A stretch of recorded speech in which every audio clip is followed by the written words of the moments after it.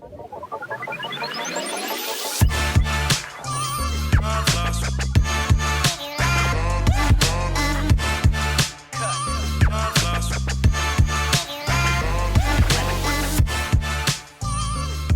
back to another episode of the Transfer Portal podcast presented by NoContextCFB. I'm Josh. That's Brice, back again for another podcast.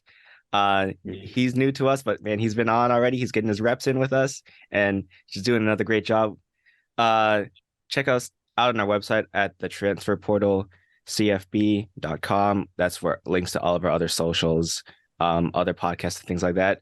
Brice, how you doing today, man? I'm doing pretty good. Excited to hop on again on the podcast again. And just trying to get my reps in and trying to get back into the swing of things. So I'm trying to get plenty of practice in before the regular season. So we got plenty of time for that. Yeah, plenty of time. But man, spring practices for some teams are already going to start. So right, it's never ending. There's no real off season. That's true. And getting right to it. News dropped today of a potential deal going on with the Pac-12 and Apple. From Andrew Marchand of the New York Post. He was on it first, I believe. Looks like that the Pac-12, after struggling to get a deal for streaming, it might be going to Apple. Brice, what are your takes on this deal? Potential deal. Yeah, a potential deal. It feels like the Pac-12 is just kind of looking for something and anything at this point, after they're kind of being left in the dust by the other major networks, including ESPN, Fox, CBS, NBC. I mean, those networks have already kind of gobbled up the rest of the Power 5 conferences, in the Pac-12, which has been left in the dark before, and how they've always been put on late night, and we all love the hashtag Pac-12 After Dark and the craziness that goes on with that at certain times. But I have a feeling that the Pac-12 just wanted more time slots, more times, and I know they've been pushing the last couple of years to try and get more 8:00 starts, maybe even a 3:00 start, and maybe this will help them. But it does feel like that they're going to a place that is probably not as popular for college football fans as they might think. And they're going to have probably the network to themselves. I mean, right now, Apple has the MLS deal that starts this year. They have some baseball, some MLB games on Friday nights. There's really not a lot of college football content directing from Apple right now. So it kind of feels like that this is a move a little bit out of desperation if they're unable to really strike a deal with any of those other networks in the last minute, because their current deal runs out after this upcoming season. Yeah, and you mentioned that MLS deal coming up. So it's starting up soon, and it's for 10 years, $2.5 billion total.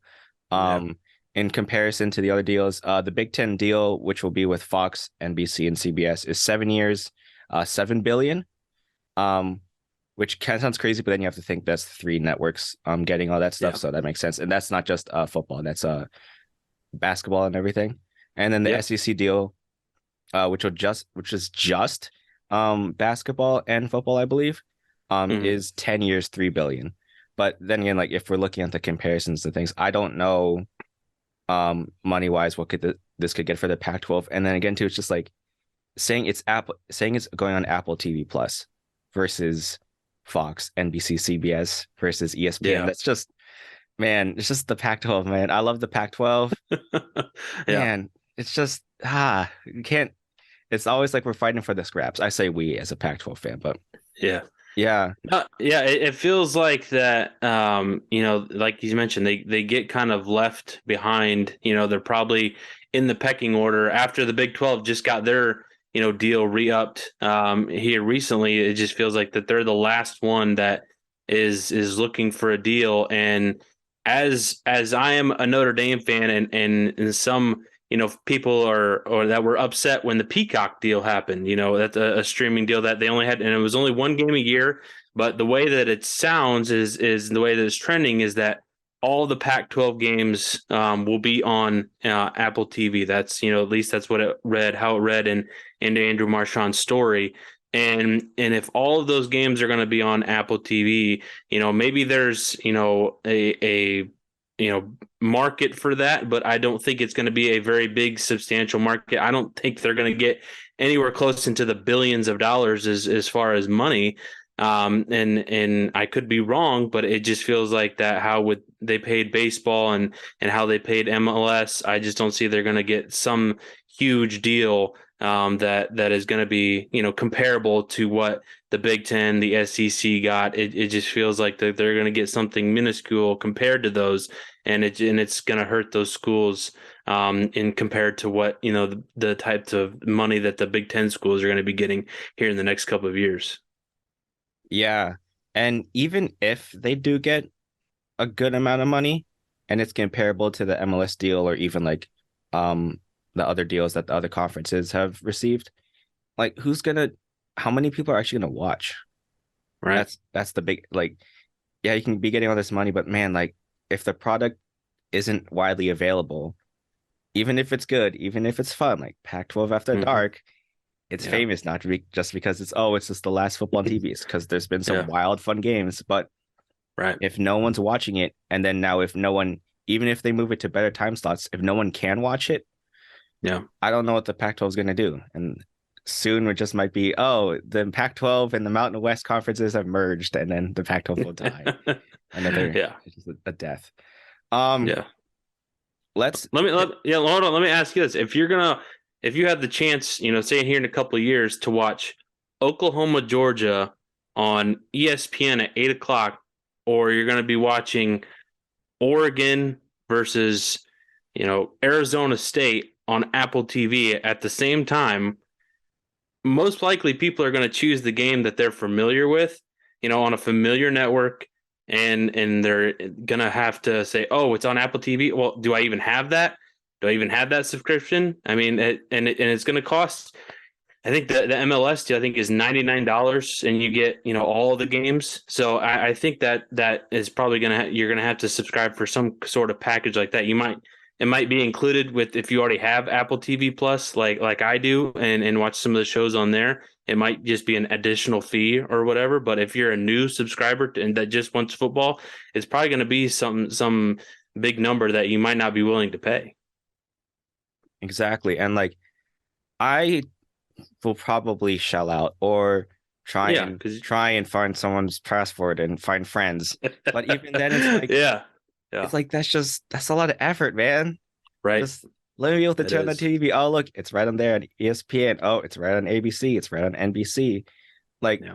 I don't even have cable. I have like an antenna and like I do other streaming stuff, but I have an antenna and I get the basic channels, but those are all I need to watch the primetime games.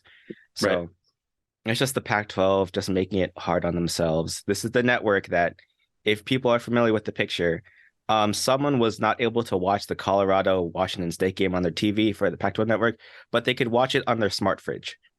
Yeah. So that's just kind of how the Pac-12 has rolled, Yeah. and Yeah, it is. It's it unfortunate. exactly.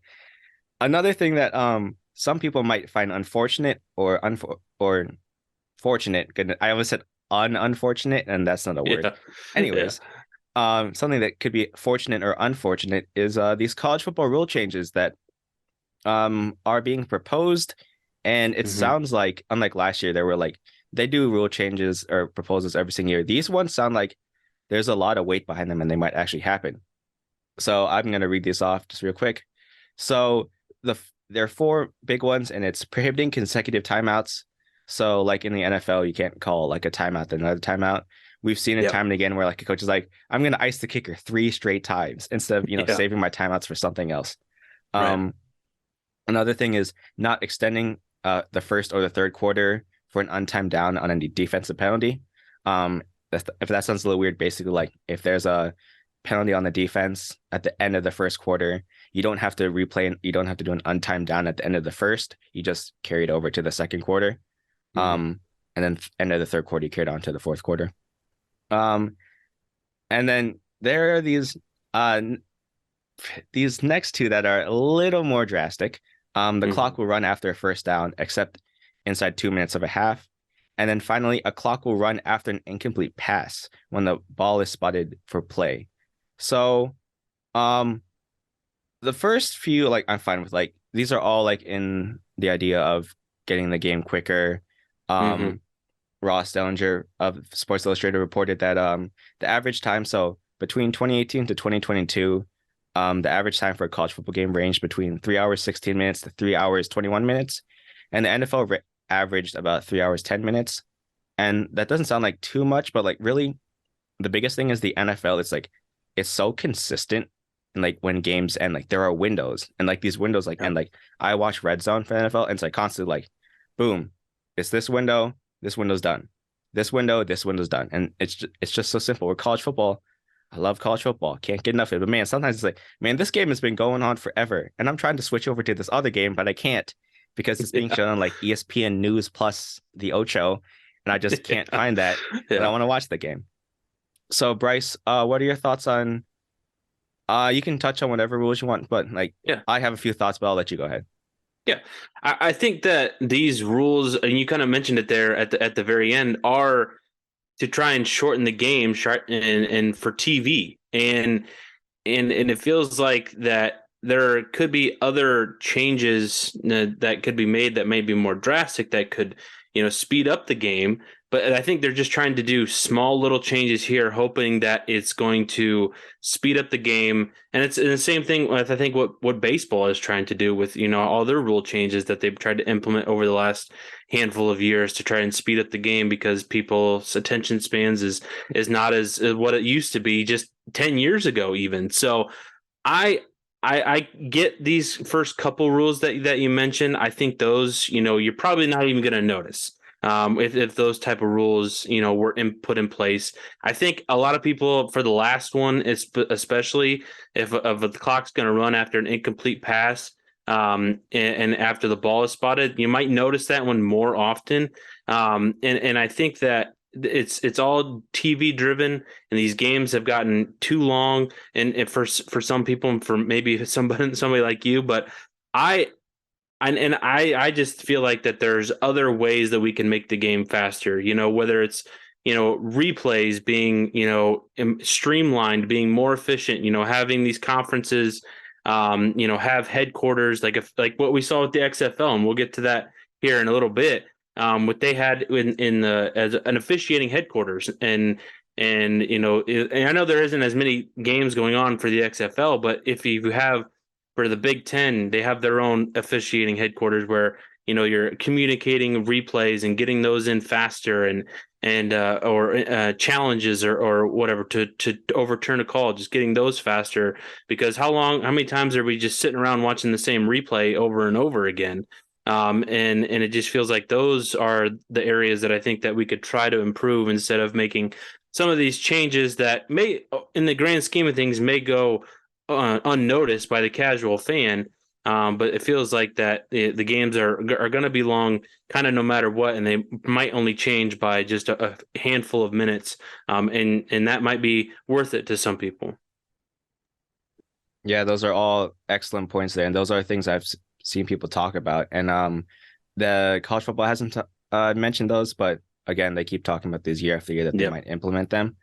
I really want to hit on the last two that I mentioned, the clock running after a first down, except inside 2 minutes. I think that one's like a super easy one that like you just slide it in there, just it can knock off a bunch of plays. Um, and then the one I just have a question because I couldn't find this for clarification, but so it says a clock will run after an incomplete pass when the ball is spotted. So does that mean like spikes aren't going to be a thing anymore or can't be a thing? I don't know. You might have to make maybe a certain designation for that if it's intentionally spiked. I mean, I don't Yeah. know. Yeah, it's an it's an odd quirk that you might have to make up another rule for. Yeah, because I was just thinking like that's a key thing, especially in college football when sometimes like because you don't have headsets for the players, you're communicating Right. plays and sometimes it takes too long. That's why timeouts get burned and whatever. And just it's college football. It's more chaotic. Hmm. There's more timeouts burned just because it's not as organized. just what are you gonna do if like it's like, oh no, we have to spike it with Yeah. 3 seconds to go, then we gotta run the field goal team on, and then we Yeah. gotta. So is it like you gotta spike it, then you have your center just like hit the ball away, and then you run everyone in? I don't know what it's gonna look like. I I hope that they would tweak it because we're gonna get into the, as you alluded to a little bit, of other football leagues, and their rules. I hope that it's just like, okay, under 2 minutes you can spike to stop the clock, because like just that's like that feels like such a major, like the other rules, they're not super major in those golfies. So that one feels like that would impact a game a lot if a team can't spike it to truly stop a clock. Or maybe that just makes teams more efficient and like use their timeouts better. But I don't know. It's really weird. But again, like I like it. At least I like that there's an effort to try and like at least keep the biggest thing is like not even like the pace, or not the time of games, it's the pace Hmm. of play. Like you mentioned with replay systems. We're watching, it's like, okay, we've seen the 80th angle of this guy's foot Yeah. in bounds, we think, but there's maybe a blade of grass that means Yeah. his foot is out of bounds. It just things to keep the pace of play going. There was one thing I did see people mention, and I'll see what you say about this. So they talk about how halftime in the NFL is 12 minutes and in college it's 20, but like the bands have to perform. Like let the bands are a crucial part of it. Let them do Yeah. their thing. That's one thing when people talk about, oh, move them to before the game or move them to somewhere else. It's like, no, just leave it at halftime. It's nice, it's easy. Yeah. And sometimes like football, NFL games, like it's not long enough of a halftime break where I need to get my stuff done. Like college football, it's nice. And plus, like the bands are fun. Hmm. Yeah, I would definitely agree with you. I have, watched plenty of like state band competitions, and that, seeing a good band perform, and seeing, Notre Dame's band perform live, and seeing all the intricacies that go into that is like if they, hit a certain note the right way, or the drum up is incredible. So I'm I'm fine with keeping the half times at 20 minutes. Maybe you could squeak down to like 15, 17 minutes. But still, let the bands play. I mean, it's part of the college atmosphere. I don't, some of these rule changes, that one suggests, and in a lot of ways, we're getting to where this is, minor league football, and it kind of always has been to a certain extent. And it feels like that we're trying to maybe make it like more like the NFL, and trying to, standardize, this sort of stuff, or get rid of what makes college football and why we enjoy it so much. And let the bands play. I really believe that, it's ingrained in the college sport. I mean, even in the NCAA video games, I mean, you don't hear a whole bunch of music from today or today's hits. You hear college bands playing, and I think that's what makes it unique, and what makes it fun, and what makes college football the way that it is. Exactly. That's the biggest thing where people are talking about how, oh, we can do all this little thing here. Oh, we could chop off like X amount of time here. We could chop off time here. The biggest thing is you mentioned how this is part of the college experience. This is why like college football is still very special, even though more and more they're trying to make it like professional football, which is like pay the players, all that stuff. But like to keep it special, you have to have these things, these little things, Hmm. like weird, quirky mascots, weird traditions, awesome bands, or weird bands, depending. Yeah. Um, but yeah, like these are things to keep in. So that's one thing. Don't touch that, please. Let the bands have fun. Like Ohio, like I've spent so much time watching bands do like the weird formations. Yeah. Like Ohio State doing like they did like a Right. T-Rex or something. Like that was really cool. That's Yeah. fun. Who doesn't love dinosaurs? Even though the NCAA is a dinosaur, and some of these rules, they're Yeah. updating them, so we'll see. Um, so you mentioned that the XFL started this last weekend, and the USFL is starting in April or something, I think. Yep. Yeah. So there are some rules from those leagues that people have wanted to add to other leagues, and because these are spring leagues, they're always going to try and be experimental, and they're trying to add these rules, and they're slowly but surely getting added. Like the NFL is like adding a few things here or there, even if it's not even like a rule necessarily, but like just how like like replay is done and everything that Hmm. slowly being added. So I'm looking at my outline and I have a lot of stuff because I have picked things. I'll let you go first, Bryce, on some of the rules Yeah. that you'd like to see taken from the XFL or USFL and added to college football. I don't know if I would like to see any of these added, but I think the one that's probably the most interesting and could, add a little bit more excitement is the option to keep the ball after you score. You can convert, and instead of doing an onside kick, you go attempt a 4th and 15 conversion from your own 25-yard line. But that's only in the fourth quarter. So when you kind of need it most and need to score points, I think that one could be an interesting addition. I don't know if I really like the tiered PAT. Unless you're just not a fan of kickers and you want, but I think as we just talked about with weird quirks of college football, how many times do we see a college kicker mess up and it's just, and it's just part of the game and how it goes. But those are the tiered PATs or you can go from the 2 yard line for 1 point, 5 yard line for 2 points, or the 10 yard line for 3 points after you score a touchdown. So I I don't know how those would really add any more intrigue other than on the scoreboard, which could. But I think the one that probably adds a little bit the most excitement and would get my juices flowing in a college football game would probably be the option to keep the ball after you score a touchdown and all the PAT and go for a 4th and 15 at 25. Just because that play is going to have to be some miraculous play to a certain degree. And if you don't, obviously the other team gets the ball in an advantageous spot and it could easily score and swing the game the other way. Just because I think we saw this rule kind of in place in one of the XFL games, work in favor of the team that converted it. I think it was AJ McCarron's team that ended up coming back in the last 90 seconds because they scored and then they got the 4th and 15 and then they went down and scored again to win the game in the last 90 seconds after needing 2 scores. So that type of thing I could see be very exciting, but I don't know how interested other college football fans are actually implementing something that drastic.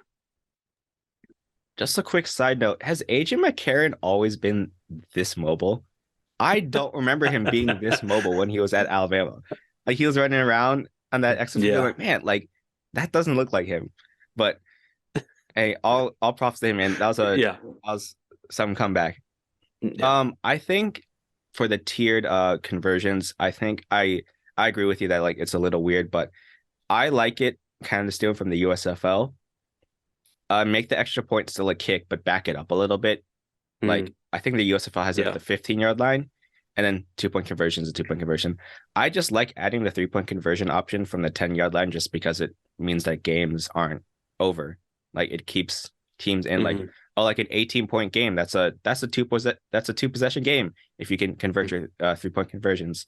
And I don't Yep. know, maybe that's too easy. Maybe back it up to the Yep. 15.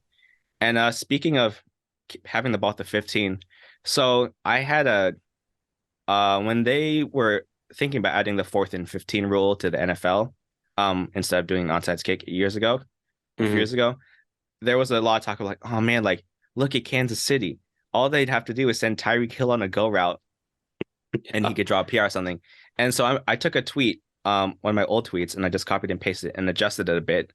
So I'm saying, yes, I agree that it's kind of unfair that like a team like the Miami Dolphins could just send Tyreek Hill or Jalen Waddle on a streak, and Tua or whoever is going to be the quarterback for the Dolphins just lofts up a easy pass, and then they just go from there. Like you can have it at your opponent's 45, just bang right like that. Um, where like there's just an easily draw pass interference because the defender's afraid of getting burned. I Right. think do the 4th and 15 rule, but at the opponent's 15. So it's like a 4th and goal from the 15 because everything is compact. Because like you can't just send Hill or Waddle on a go route. The defensive like pass interference and stuff, yeah, that would probably still apply for a first down, as in a conversion, and you keep the ball. but Mhm. you're not going to have it as much because teams are going to be able to just, it's all compact in the red zone. And again, you don't have to worry about um, teams just cheating by just doing four verts and having all their fast guys run past everybody. And Yeah. it is easier on the defense too because it's less room to defend. Um, and because I remember like the percentages between onside kick is like 10%, and then like a 4th and 15 is like a lot higher, which is fine. But I feel like that's also not fair for a team that's held the lead and then just be able to give it up on a 4th and 15, because the guy just blew past you or you have to drop pass interference or something. Yeah. Yeah, put it as that 4th and goal from the 15. It's harder on the offense, but it's not almost impossible like an onside kick. So what do you Yeah. take? What do you think about that? I don't know if I would go all the way down to the 15, maybe around, maybe the 35 or something like Yeah. that. But could you just imagine if you're a defender who just gave up a touchdown or a field goal, and you have to go right back out there and defend, this type of play, and then you end up giving that play up for a first down or in your case maybe a touchdown. That would be so deflating, and it just feels like the momentum in that game Oh, would just completely change the other way, and yeah. send the game spiraling in a whole different direction. Yeah, I should clarify like when they score a touchdown, it's not like they're scoring a touchdown. It's just Yeah. like they convert it. I'm Okay. not going too crazy, but Okay. I was. yeah. Yeah. Yeah. I see where I was confusing. Sorry about that. Got Yeah. clear communication, people. This is Yeah. why like the XFL rules, like you were talking about the centralized replay and stuff. It's really Hmm. cool to be like, oh, you can hear what the officials and what the replay Hmm. assist is doing with them. And it's just helping out. And like kind of along those lines, like the NFL, how like the replays are super quick sometimes. Like I forgot, it's like the replay assist or something, Yeah. or assistant. Like they look, it's like, oh, it's a touchdown. And they just go up to the booth, and then the person just like the head official doesn't even like go look at the thing anymore. Someone Yeah. just revs like, hey man, he's not in, it's out. And it's like, okay, no touchdown. And it's really fast. Like it happened in the Super Bowl a few times. It was really, really nice. Even though we don't know what a catch is, maybe we could figure out that role. But Yeah. I will say one other thing. You mentioned, the head official or the guy upstairs being mic'd up. I think we heard, other coaches and stuff like that, and players being mic'd up.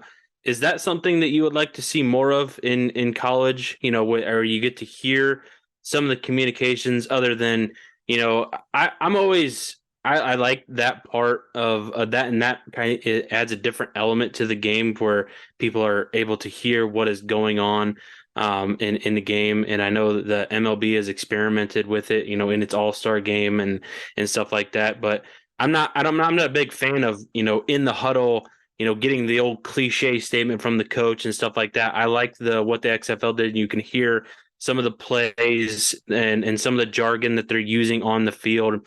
Is that something you'd be interested in hearing, from some of the, it didn't have to be players, but maybe just a coach interacting with a player and having their mic being mic'd up essentially.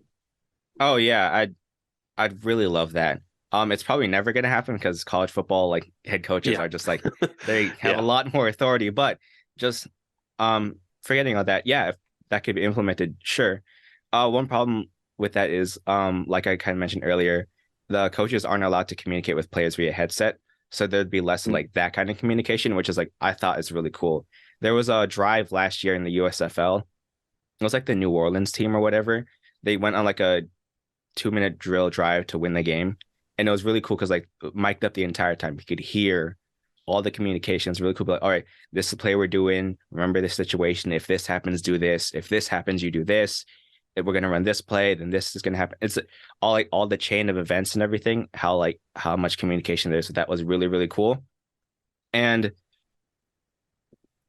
it's not gonna be as easy in college because it's just gonna be like the players gonna be looking over, and also because college football, like the plays are a lot simpler. Like you look Yeah. over at the sign that has like Baby Yoda, has Donald Duck, has like a Yeah. piece of toast, and has a stop Yeah. sign. It's like, all right, Yeah. we're going Donald Duck. It's like, what does that mean? Whereas Yeah. opposed to like Yeah. in these professional leagues, you can hear the play call, and then like the color commentator in the booth can like explain what's actually about to happen.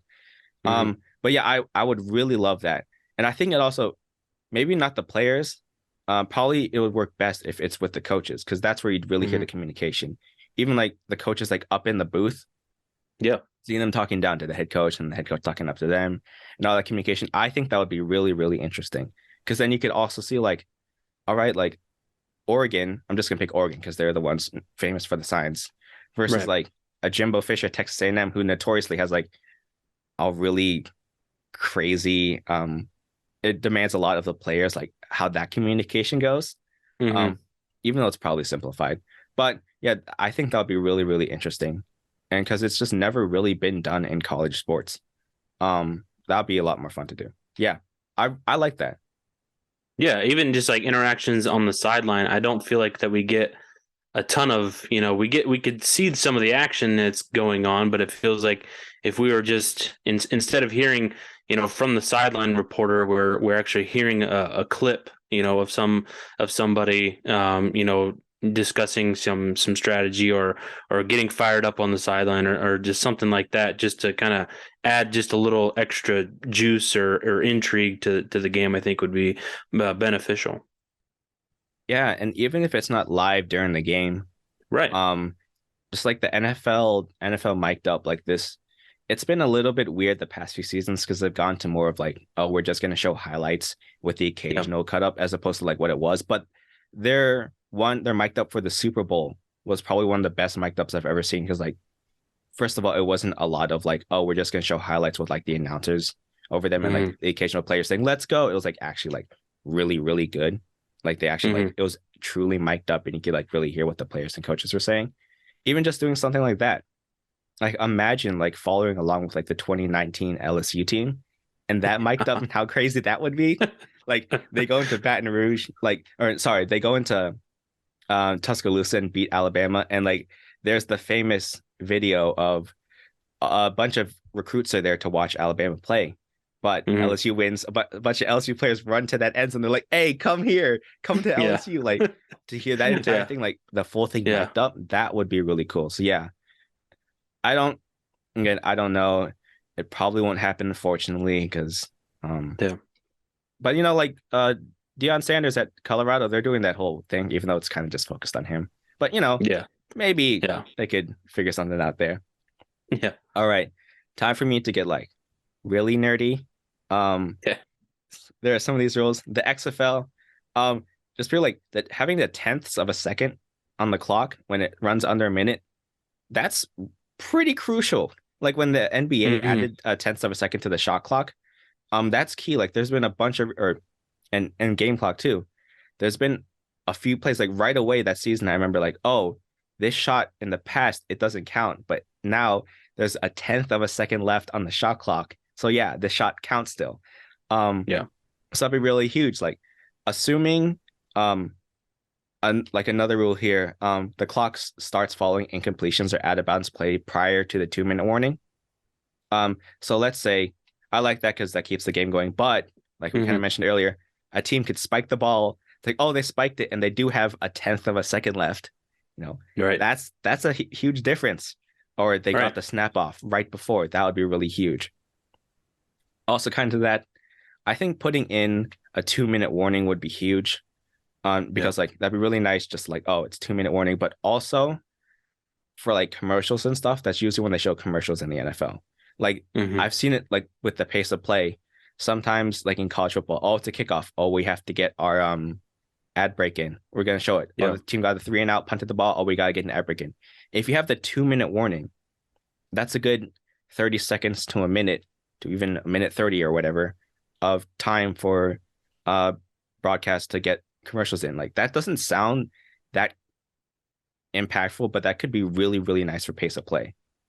Yeah. I think that usually after a 2 minute warning, there's really not a whole lot of, more times they go to another commercial. Yeah. So that, those 2 minutes are just, you're still at the game, the broadcast for the whole time. And instead of, in case the team scores, then you don't have to worry about going right back to another commercial and you kind of keep your attention and focus on the game. I think that could definitely, instead of trying to squeeze in, a commercial break here in case there's, a timeout or a team scores or something like that, and you're trying to squeeze one in but if you're in those last 2 minutes, let's stay here, keep it a 30-second break on the field, but we're still, gives the broadcasters, to dive into some play or do player of the game or whatever, just trying to keep, the focus on the final stretch of the game, especially if it's in a close game. You don't really want to, take your eyes away from that important time in the game. Exactly. Yeah, that's really nice too, because again, like you said, even if it technically stretches the game longer, it Mm-hmm. just the pace of play, it's like, oh, we're still watching the game. We're not Mm-hmm. watching a commercial. That's really, really nice. Um, Another one I really like is the kickoff rule in the XFL and USFL, where um if you haven't seen it before, I'll try and describe it to you as best I can. So the kickoff is from the 30-yard line, not the 35, so it's less touchbacks. But the coverage team is at the opponent's 35-yard line, and then the coverage team is at the receiving team's 35-yard line. The receiving team, their blockers at the 30-yard line, and no one can move until the returner grabs the ball or if it goes for touchback. And some people say, oh, that encourages more returns. That's more dangerous. Not necessarily. It's because it's when you have the players, first of all, not move, and then they're closer to each other, and that's less of a distance. There's not as much impact. And I know this sounds crazy, and this might just be me, but when you hear like a college football kickoff return or an NFL return versus the XFL or a USFL return, like man, the mics they got to pick up sound are really good, and you could kind of hear the difference in how the impact sound. Even just like with blockers, Yeah. um, in the NFL, college football versus the XFL and USFL, like it sounds. Of course, it's still a lot of banging and clanging, but it's not as violent sounding, Yeah. and it just encourages more returns. And teams like, Mm-hmm. and I was watching the XFL, they're usually getting out to at least like their own 30-yard line. So again, that's better for the offense, and it seems safer, and it's just more exciting to have like returns, have people move. It's fun Yeah. as opposed to just a touchback.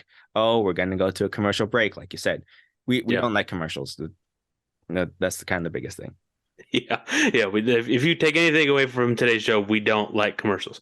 Um, and the only reason I might, have a slight problem with this one is just aesthetically, it looks weird, and that's the biggest Fair. thing that, and I don't, obviously I'm for the player safety part of this. The less run up time you have for less impacts and huge injuries like that, and I would like to see more returns, just because that's a very exciting play.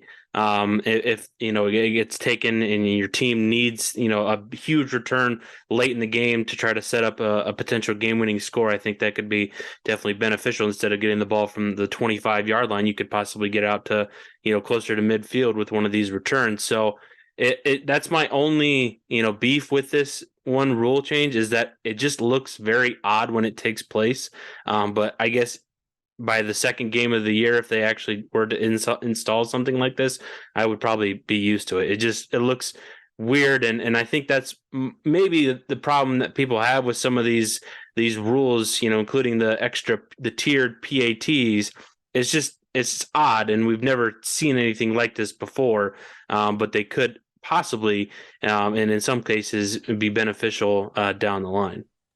Exactly. I think, yeah, it does look really weird, but I think too, like the more we get into it, the more we show people, hey, Hmm. and analytically, we can get the analytics people on board, and then we could just get like the peer, just like I want football, show me football people on board to just like, hey, look, Right. we're gonna have Yeah. returns. It's like, oh, okay, that's fun. But I'm with you. Like, it does look weird to just have like the kicker kick it, and then everyone Yeah. just kind of like standing there waiting, and then the return is Yeah. like running there. But hey, Yeah.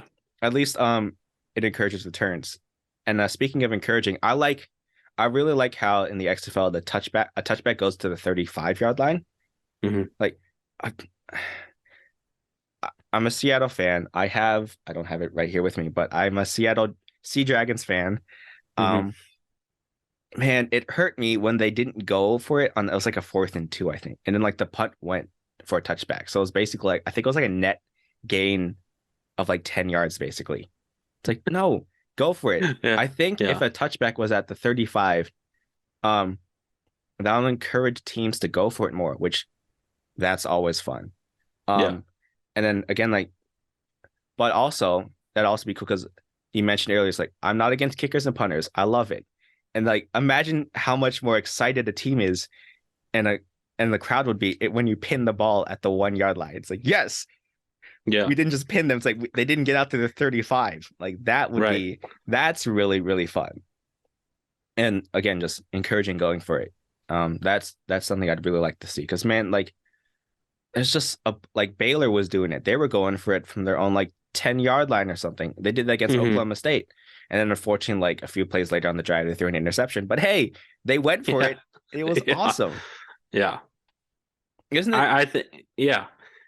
I think that it adds another strategic layer into the game, and especially offensively, and do you and I think as teams, and we're starting to see more and more of teams going for it on fourth down if it's 4th and 2, and we saw the Philadelphia Eagles go for it multiple times on fourth down.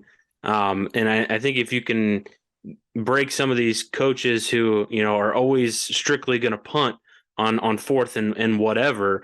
I think if you can encourage more offense, more excitement into the game, and more strategy, I think for those coaches to try to imply, I think that it could be a much more better product. I think we're going to get maybe more scoring and definitely help out the game of football. Yeah, and one more thing I want to touch on, the USFL has this, and the NFL does have it, but they don't use it. The USFL uses the chip in the ball to spot the ball, for first Mm, downs, and do they do it for touchdowns? I don't remember, but at least they do it for I first don't think downs. so. Like, Yeah. I know, like, the NFL, like, they came out and said, like, oh yeah, that's how we track the speed of players sometimes, but or how far the ball went or whatever. Hmm. But it's kind of hard to do. But first of all, the NFL, you have billions of dollars, you could do it. The NCAA, I know there's a lot more teams at a lot more levels, and implementing it in some places will be hard, but the NCAA has the money. And Hmm. like something like Alabama, you have the money to do this. Okay. Yeah. Add it, it'll be a lot simpler. And another thing too, this I'm giving this free. And then if and when this happens, I'll just give me the credit. I don't even maybe give me like a few dollars here or there. Like imagine Yeah. they're like, oh, it's kind of close to the first down. We got to see, but it's because they have a chip in the ball, and this chip in the ball is sponsored by Frito Lay's, something like that. Or oh man, they have this new and easy version of spotting the ball with the chip in the ball. This new and easy version is sponsored by Staples. Then you hit the button. It's like that was easy. Look, Staples, Frito Lay, whoever Yeah. else is going to sponsor this, hit me up and just like send me some merch. I'll even just take that when eventually this happens. I just like to Yeah. state on February 21st, 2023, as we're recording this, I came up with those sponsorship ideas. I like it. I didn't I didn't quite necessarily get the Frito-Lay sponsorship right off the bat, but once you mentioned chip again, like a Frito-Lay, like a Doritos chip, then I got it. And it makes sense. It's a cool cool sponsorship idea. Yeah. You might have to be a little over the top and like kind Yeah. of annoyingly so, kind of like how Yeah. the Burger King Whopper thing was kind of over the top. No, Or yeah. how like Dr. Pepper, even though I do love Fansville, like they are very over the top, but like, hey, that's kind Yeah. of college football. That's kind of how it is. And that's why college football is all and just college sports in general, always going to be so special. Yeah. Yeah. Hopefully. Definitely. All right. Um, I think that wraps it up here. Before we go, Brice, do you have anything to plug coming up or anything you've just written or talked about or anything? Yeah, I just wrote an article that came out yesterday, talking about some of the incoming freshmen and who in their careers, who in their time at their respective schools are going to earn All American honors. So I go through some of the top recruits that are coming in the class of 2023 and who's most likely to become an All American by the time their career is over. And I know we have other articles that are going to be published and have been published here. And I know, Parker has some ideas. Brendan has some draft profiles that he's been working on. I know he had one come out, I believe, last week. So definitely a lot of great content, college football wise, for coming out of the transfer portal CFB. So a lot of good stuff coming out. Yeah, and we have a Facebook page. Yeah. Because we are kind of big on Twitter, but who knows what's going to happen with Twitter. Hit us up on Facebook because like that's always going to be there. I hope, at least it's kind of easy to access.